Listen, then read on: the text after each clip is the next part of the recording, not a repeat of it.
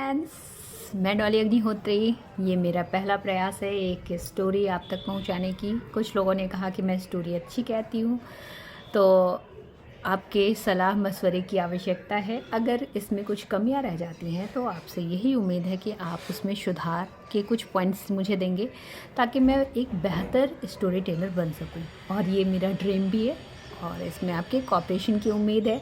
तो आइए स्टोरी पे आते हैं। मैं ज़्यादा आपका समय व्यस्त नहीं करूँगी। तो हमारी स्टोरी उस समय की है जब हम एक छोटे से गांव में, मेरे बिफ़ोर मैरिज की बात है, हमारे दोनों बहनों की शादी नहीं हुई थी। ये अप्रॉक्स मुझे लग रहा है 2008 की बात है। तो उस समय हमारे गांव में बिजली अभी 2019 में आई, उसके पहले बिजली थी नहीं। बिल्कुल डाक गांव है हमारा। और उस गांव में कम्युनिकेशन इसमें कि अगर आपको कहीं से गाड़ियां पकड़नी है तो आपको 4.5 किलोमीटर आगे जा कर के ही गाड़ियां मिलेंगी। काफ़ी क्रिटिकल लाइफ है वहाँ के लोगों की। कितने लोगों की तो बहुत ज़्यादा बीमार पड़ने पर मौत हो जाती है रास्ते में ही, वो वहाँ तक पहुँच नहीं पाते हैं। तो इस परिस्थितियों में हमारे घर में एक समस्या आ गई। और समस्या, मैं स्कूल से आई, मैं पढ़ाने जाती थी उस समय काफ़ी दूर, हमारे गांव से 12 किलोमीटर दूर मैं पढ़ाने जाती थी। मैं स्कूल से आकर बैठ के खाना खा रही थी।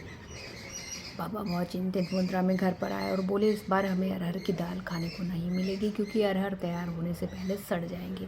रीज़न ये था कि कुछ जो हमारे मज़दूर थे जो बोझ को कैरी करके दरवाजे पर लाते थे और वो फिर मशीन से उसको साफ़ किया जाता था, वो उन्होंने स्ट्राइक कर दी, वो आ नहीं रहे थे। तो हम उस कारण से मजबूर हैं, हम नहीं खा पाएंगे। और पापा इस चीज़ से काफ़ी चिंतित थे। मैं और दीदी ने एक दूसरे को देखा और कमरे में गए और बातें की, दीदी हमें पापा की हेल्प करनी चाहिए, पापा की परियां हैं हम। तो हेल्प करने को उससे हमने एक प्लान किया कि दीदी ऐसा करते हैं, दिन में तो मैं फ्री नहीं रहती हूँ, स्कूल पढ़ाने जाती हूँ, तो रात में हम पापा की मदद करेंगे। कैसे? तो हम वो जो बोझ है बहुत बड़ा तो नहीं ला सकेंगे, जितना बड़ा ला सकेंगे ला करके सारा दरवाजे पे रख देते हैं। पापा को सुविधा भी हो जाएगी और हमारा काम भी हो जाएगा। ऐसा सोच करके फिर हम बस हेल्प करनी है। शाम तक प्लान कर रहे थे, तभी मैंने कहा हमें तो खेत ही नहीं पता, हम खेत तक पहुँचेंगे कैसे, हमें तो खेत मालूम नहीं है। तो फिर छोटे वाले चाचू जो हमसे उम्र में बहुत ज़्यादा बड़े नहीं थे, उनसे हमने कहा, तो उन्होंने कहा ठीक है मैं खेत दिखा दूँगा, अगर तुम लोग भैया की हेल्प करना चाहते हो तो मुझे कोई आपत्ति नहीं है। और फाइनली हमारा प्लान वेल डिसाइड हो गया। अब सबके सोने का इंतजार। गांव में 8 से 9 बजे तक कम्प्लीटली पूरा गांव सो जाता है, बिकॉज लाइट है नहीं, टीवी और इन ऑल दैट का कोई सिस्टम नहीं है। तो जब सो गए सब लोग तो हमारे प्लान जारी है। सोए नहीं तो बस 3 लोग जिन्हें खुराफात करनी थी, तो हम तीनों बस निकले रास्ते पे। और रास्ते में बातें कम कर रहे हैं, कोई लेडीज़ आवाज़ न सुन ले। तो धीरे धीरे कुछ उबड़ खाबड़ रोड ख़त्म हुआ, फिर हम पगडंडियों पे आ गए। चलते जा रहे 2 किलोमीटर चले। फिर मैंने चाचा जी से कहा, आपको खेत तो पता है ना, ऐसा तो नहीं कि हम कहीं और चले जा रहे हैं रात में, आपको रात में खेत वेत तो समझ में आता है ना। तो उन्होंने कहा हाँ, हमारा इस बार अरहर काफ़ी दूर वाले खेत में लगा था, तो हमें थोड़ा चलना होगा। ठीक है, कोई नहीं। खेत पे पहुँचे तो वहाँ बोझे, थैंक गॉड कि वो कटे हुए थे, हमें काटने नहीं थे, कट के लाइन थे पूरे, उस पर फैले हुए थे फील्ड पे।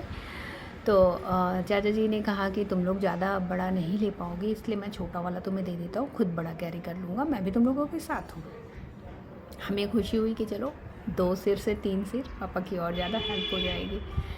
फिर हम जैसे उन्होंने जब बोझ रखा, माय गॉड, देखने में तो काफ़ी लीन एंड थिन था, मगर जब सिर पे रखाया तो माय गॉड, ये तो 1 क्विंटल है। और फिर भी हेल्प का जज्बा था, हेल्प करनी थी, हम कैरी करके चले। 2 कदम ही चली कि मेरी स्लीपर टूट गई। अब यहाँ से खाली पैर ही जाना होगा, बोझ रखना नहीं है और स्लीपर रहने देते हैं, सेकेंड टाइम आएंगे तो उसे उठा लिया जाएगा, अभी झुकेंगे बैठेंगे तो खड़े नहीं हो पाएंगे। तो हम लोग चले। रास्ते में जब आते थे और किसी पेड़ के बगल से गुजरते थे तो लगता था कि हमारे बोझ को कोई पीछे से खींच रहा है, तो काफ़ी डर भी लगे। दीदी कहती थी कि कोई हमारा पीछे से खींच तो नहीं रहा, तो कहते थे कि अच्छा ठीक है।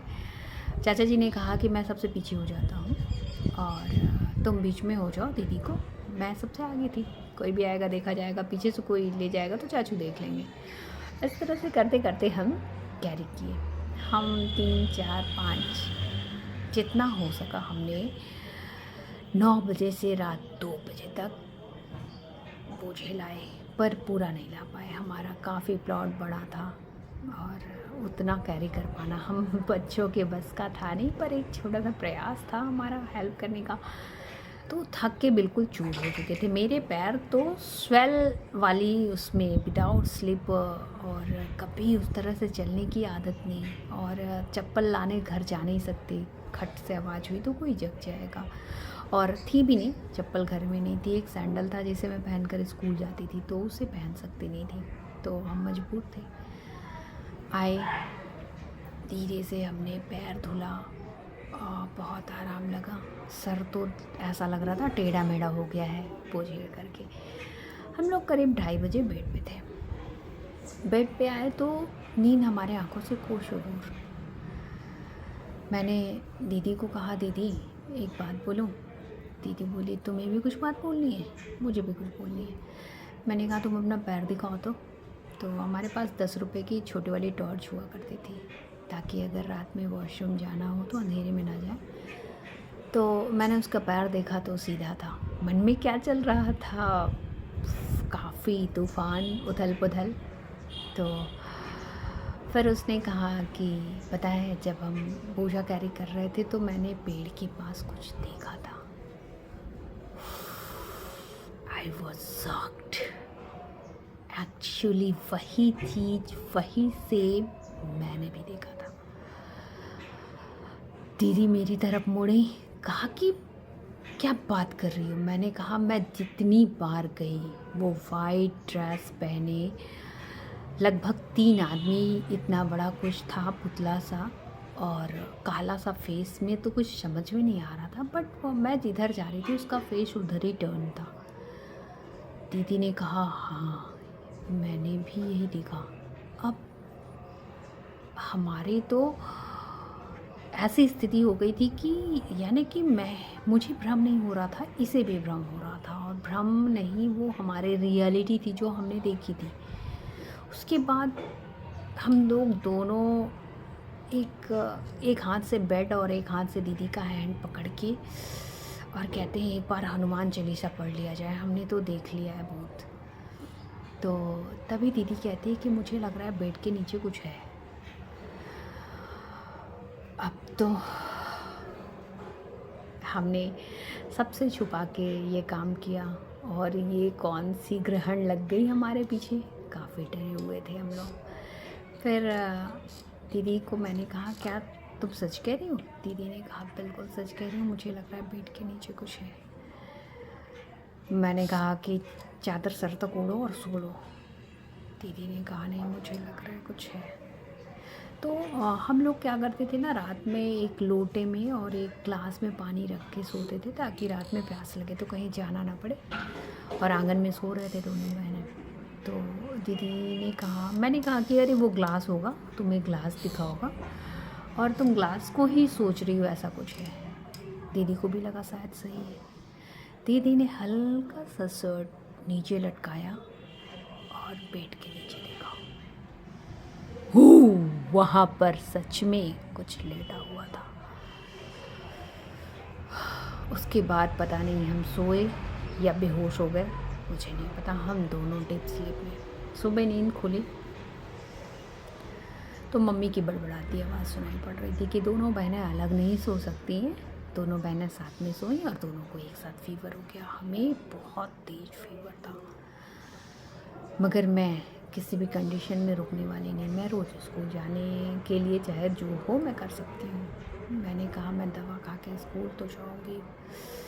जब हम खाट से उतरे तो पैर हमारे ज़मीन पे रखने लायक नहीं, और सबसे पहले मैंने खटिए के नीचे देखा तो उस समय वहाँ कुछ नहीं था।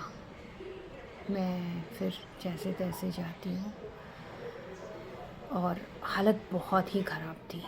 मतलब नहाने से लेकर के फीवर अलग से।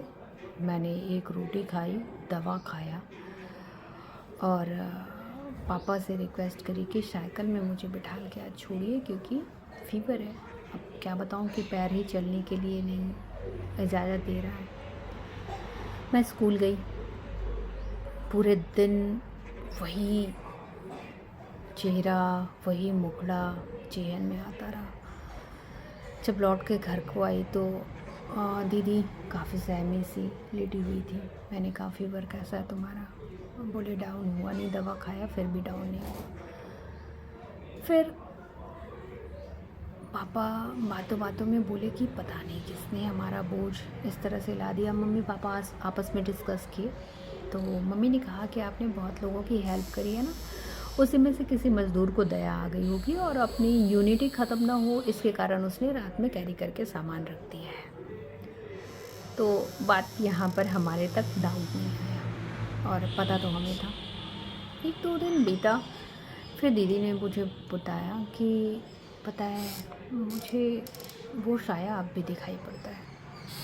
मैंने कहा ये तुम्हारा भ्रम है, मुझे तो नहीं दिखाई पड़ता, देखा तो मैंने भी था वहाँ पे। बोली दीदी पता नहीं क्यों मगर मुझे दिखता है। तो मैंने कहा कि मैं कैसे मान लूँ तुम्हें दिखाई पड़ता है? तो दीदी ने कहा ठीक है मैं तुम्हें एक डेमो दिखाती हूँ। और उसने एक कमरा जिसमें हम लोग पढ़ाई करते थे, सामान रखते थे, मतलब वो टोटली हमारा ही कमरा था।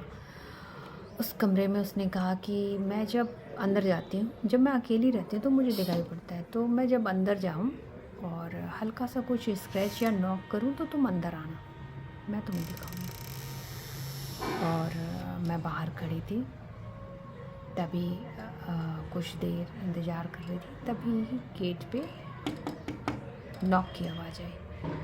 मैं इमीडिएटली अंदर गई। दीदी ने कहा दरवाज़ा बंद कर दो, मैंने दरवाज़ा बंद कर दिया। दीदी ने कहा वो तुम्हारे पीछे है। आई वॉज शॉक्ड कि क्या बात कर रही हो। दीदी ने कहा जैसी हो वैसे ही खड़ी रहो, वो तुम्हारे पीछे मुझे दिखाई पड़ रही है। वो बोलती कुछ नहीं है पर वो मुझे दिखती है। आर यू श्योर कि दिखती है? वो लड़की है। तो दीदी ने बताया कि हमारे गांव में एक लड़की थी, वही 17-18 साल की, और उसने पॉइज़न खा के सुसाइड किया था। 2 लड़कियों ने हमारे गांव में सुसाइड किया था पॉइज़न खा के, और सही समय पे इलाज ना होने से उनकी मौत भी हो गई थी। उनमें से एक लड़की वो है।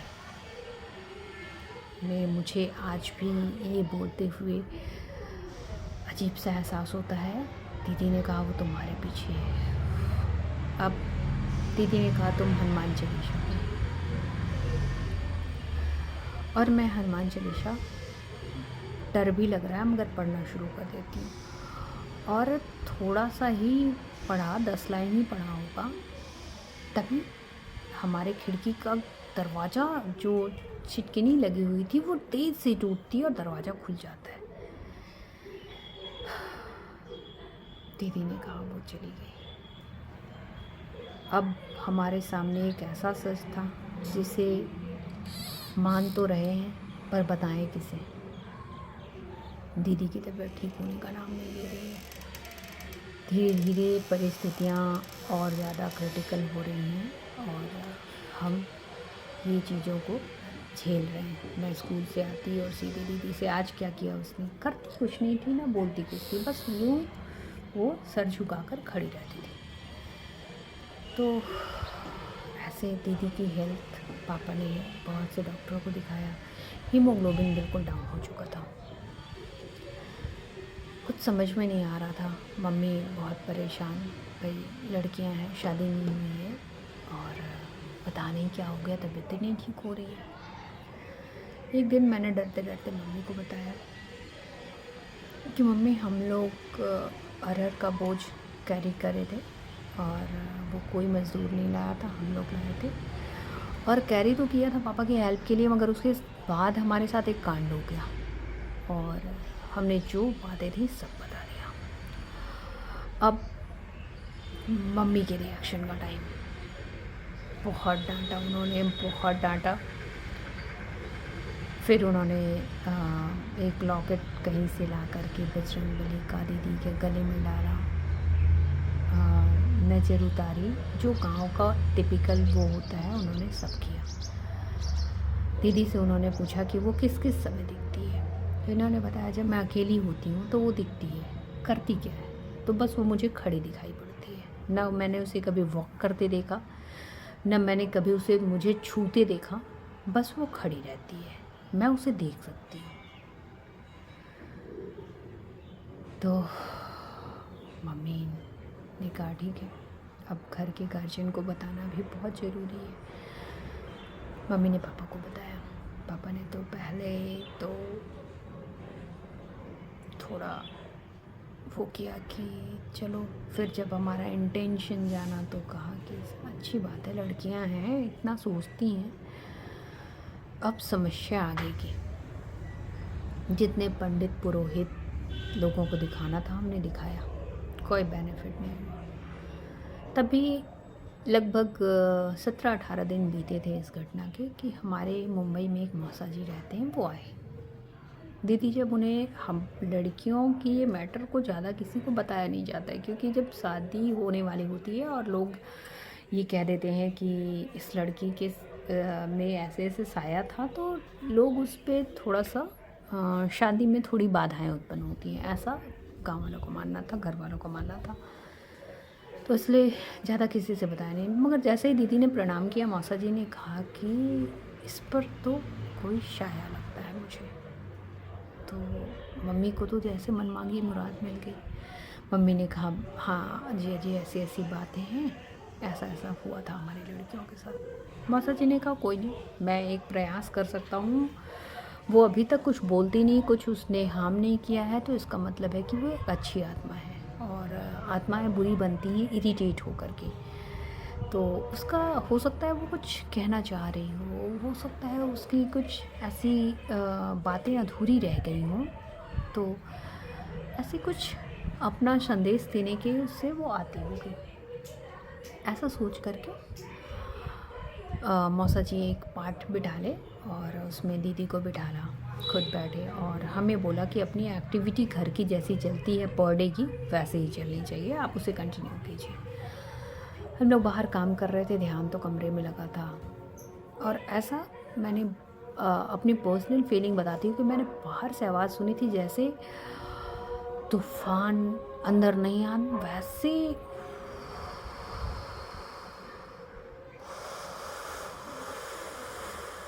ऐसी आवाज़ें आ रही थी। मगर हमें बोला गया था दरवाज़ा चारों साइड से बंद, खिड़कियाँ बंद। फिर करीब 1.5 घंटे पूजा चली। फिर जब बाहर निकले, मैंने उन लोगों को निकलते देखा, तो मुझे वहाँ दीदी एक बेहोशी अवस्था में दिखाई पड़ी और मौसा जी निकलते हुए दिखाई पड़े। हमने जब देखा तो ये लगा कि ये हुआ क्या। जब दीदी होश में आई तो वो नॉर्मल थी और उन्हें बोला गया था कि बहुत ज़्यादा इन सब चीज़ों का जिक्र नहीं करने। बस मैं चंचल, मैं हमेशा पूछती थी क्या तुम्हें अब भी दिखती है, तो उसने कहा कि नहीं, अब वो मुझे दिखाई नहीं देती है। जिस ड्यूरेशन में ये पाठ कथा हो रही थी, उनके माता पिता, जो लड़की डेथ की थी वो इकलौती लड़की थी, तो उसके माता पिता आकर के बहुत रिक्वेस्ट किए कि हमारी लड़की से एक बार पूछिए कि उसने सुसाइड क्यों की थी। उस दिन हम घर में नहीं थे, वो अकेली थी घर में, और हमसे उसने शाम में फ़ोन पे बात की, सब कुछ नॉर्मल था। ऐसा हमारे जाने के बाद क्या हो गया जो सुसाइड करना पड़ा। तो मौसा जी भी अपने तरीके से उन्हें समझाया कि देखिए, हम आत्मा को छेड़ नहीं सकते क्योंकि वो हमारे बस में नहीं है, वो इंसान नहीं है कि हम उसे समझा सके ये तुम्हारे माता हैं, ये तुम्हारे पिता हैं। और अगर हमने उसे ज़्यादा परेशान करने की कोशिश की तो वो हम पर हावी हो जाएगी और हमारी लड़की को नुकसान ना हो, मैं सिर्फ ये चाहता हूँ। उन्होंने एक बॉटल दिखाया, उसमें ऐसा लग रहा था जैसे कुछ वाइट सा धुआं भरा हो। उन्होंने कहा ये बॉटल खुल जाएगा तो वो वापस बाहर आ जाएगी, और मैं इसका कोई प्रमाण नहीं देना चाहता। और इसे लेकर के हम गया चलते हैं प्रेत किला, और वहाँ पर नीचे में इसे दफनाएंगे, और अगर ये कभी बाई मिस्टेक ये बॉटल खुल गई तो ये बाहर हावी हो सकती है। और वो उतने दिनों में किस रूप में बाहर आएगी मैं नहीं कह सकता, क्योंकि अभी उसका समय पूरा नहीं हुआ, अकाल मृत्यु है उसकी। तो आत्माएं भटकेंगी ज़रूर। इस तरह से कह के फिर मौसा जी उसे लेकर के उनके माता पिता भी गए थे साथ में कि भाई लड़की है हमारी, हम अंतिम कुछ वो कर लें, तो जो भी फॉर्मेलिटीज़ होती है उसके बाद आए। उसके बाद दीदी बिल्कुल ठीक हो गई, उसे कभी कुछ नहीं दिखाई पड़ा। हालांकि मैं बीच बीच में पूछती रहती थी कि तुम्हें दिखाई पड़ती है क्या, तुम्हें क्या बोला उसने, क्या बोला। फिर दीदी की शादी हो जाती है और जब उनका बेबी हो गया 1.5 साल का, तो एक दिन हमारी फ़ोन पे बात हो रही थी, तो उसने मुझसे बताया कि मुझे वो अब फिर दिखाई पड़ती है। मैंने कहा क्या बात कर रही हो, तो कहा कि हाँ, मैं जैसे कोई काम करती हूँ तो काम बहुत जल्दी हो जा रहा है और बहुत अजीब सा मेरे साथ वो होता है। मैं कोई भी काम करती हूँ तो मुझे लगता है कि पहले से मेरी स्टेमिना अच्छी हो गई है या फिर क्या, मैं कर ले रही हूँ। तो मैंने मौसा जी को बताया, तो मौसा जी ने कहा कि ऐसा नहीं हो सकता, क्योंकि हमने जो यज्ञ किया है उससे ये संभव नहीं है। तुम एक साइकियाट्रिस्ट को दीदी को दिखाओ। और हमने मनोचिकित्सक को दिखाया, तो उन्होंने कहा कि जो पास्ट में हुई घटनाएं होती हैं, कुछ समय बाद इंसान उसी घटनाओं को रिवाइज करने लगता है, खुद को उसी ज़िंदगी में जीने लगता है। तो इनके मन में वो पुराना वाला वहम है।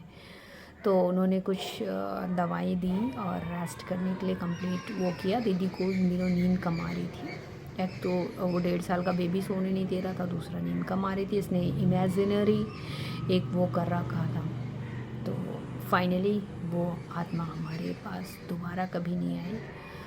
और ये एक रियल स्टोरी थी। आपको ये स्टोरी कैसी लगी, आगे भी इसी तरह की स्टोरी सुनना चाहते हैं तो प्लीज़ लाइक, सब्सक्राइब और कमेंट बॉक्स में अच्छा या बुरा रिव्यू ज़रूर दें। नमस्कार।